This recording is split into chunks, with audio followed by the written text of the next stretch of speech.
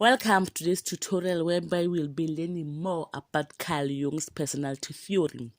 According to Carl, there are two general types of personality attitudes, namely introversion and extroversion.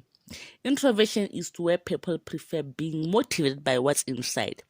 Things like self-reflection, dreams, and visionary are their gem.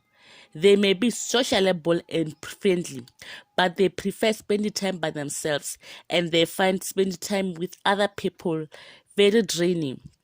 Extroversion is when people are motivated by what's on the outside.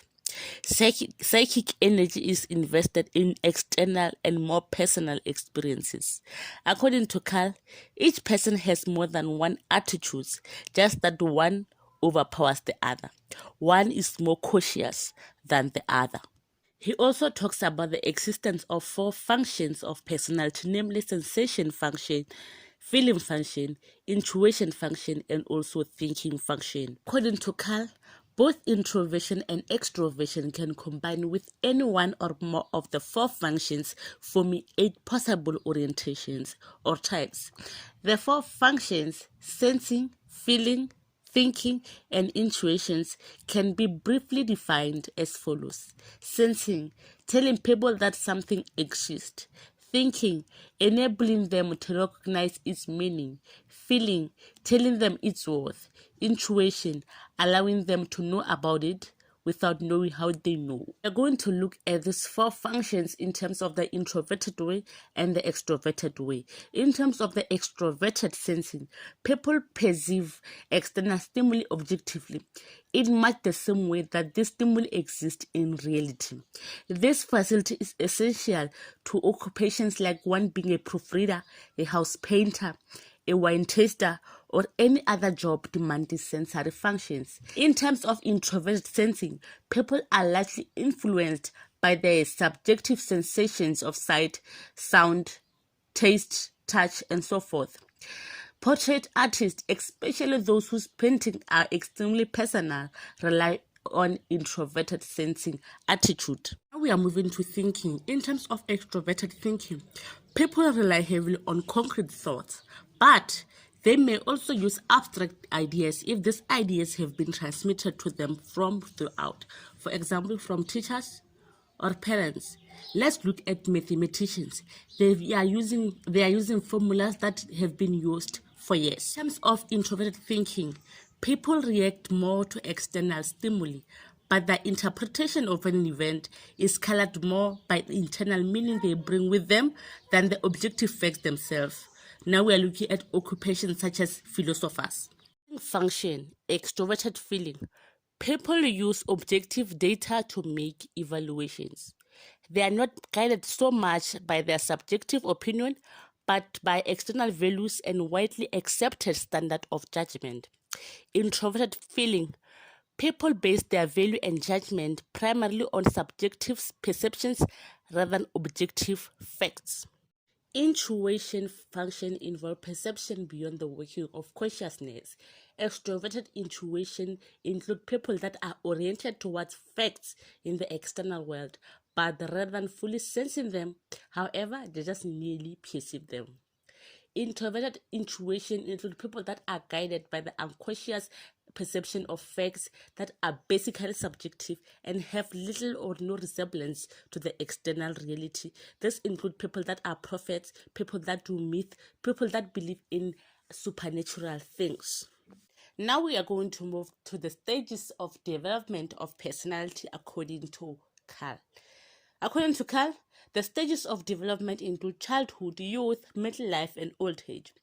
Childhood, Carl compares it to the early morning, full of potential but still lacking brilliance and consciousness. The youth, he compares it to the morning sun, climbing towards the zenith but unaware of the pending decline. The middle life, he compares it to the early afternoon, brilliant like the late morning, but obviously headed for the sunset. The old age is like the evening. It once was a bright consciousness, but now is markedly dim. The stages of childhood is divided into two types, the anarchic phase and the monarchic phase. The anarchic phase is characterized by chaotic and sporadic consciousness. The monarchic phase is characterized by the development of the ego by the beginning of logical and verbal thinking. The ego is the perceiver arises during the dualistic phase of childhood, where the ego is divided into objectiveness and subjectiveness. Youth is from puberty until middle life. They strive to gain psychic and physical independence from their parents, find a mate, raise a family, and make the place for themselves in the world. It's a period of increased creativity, activity, maturing sexuality, growing consciousness, and recognition that the problem-free era of childhood is forever gone. Middle life begins approximately at 35 to 40. Their psychological health is not enhanced by the success in business, prestige in society, or satisfaction with family life. They must look forward to the future with hope and anticipation, surrender the life of youth, and discover new meaning in the middle life. This step is often but not always involve a mature religious orientation, especially a belief in some sort of life after death. The stage of old age creeps in. Fear of death is taken as normal, but Carl believed that death is the goal of life and that life can be fulfilling only when death is seen in this light. Self-realization is the process of becoming an individual or a whole person. It is also called psychological rebirth. Carl's methods of investigation include word association test, dream analysis, and also active imagination. Word association is used to uncover feeling-toned complexes based on the principle that complexes create measurable emotional response. In administering the word association test, Carl typically used a list of about 100 stimulus words chosen and arranged to elicit an emotional reaction. He instructed the person to respond to each stimulus words with the first word that comes to their mind. Carl recorded each verbal response, time taken to respond, and rate of breathing. He usually would repeat the experiment to determine the retest consistency. Dream analysis is used to uncover elements from the personal and the collective unconsciousness and to integrate them into consciousness in order to facilitate the process of self-realization.